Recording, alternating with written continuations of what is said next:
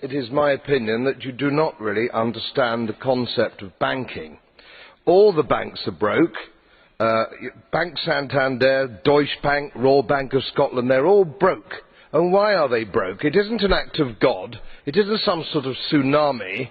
They're broke because we have a system called fractional reserve banking, which means that banks can lend money that they don't actually have. It's a criminal scandal, and it's been going on for too long. To add to that problem, you have moral hazard, a very significant moral hazard from the political sphere. And most of the problem starts in politics and central banks, which are part of the same political system. We have counterfeiting, sometimes called quantitative easing, but counterfeiting by any other name. The artificial printing of money, which if any ordinary person did, they'd go to prison for a very long time.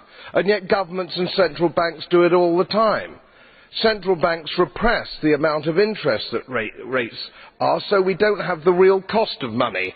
And yet we blame the real retail banks for manipulating LIBOR.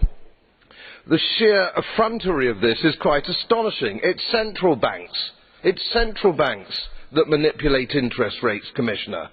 And plus, underneath all this, we talk loosely, in a rather cavalier fashion, do we not, about deposit guarantees. So when banks go broke through their own incompetence and chicanery, the taxpayer picks up the tab. It's theft from the taxpayer. And until we start sending bankers, and I include central bankers and politicians, to prison for this outrage, it will continue.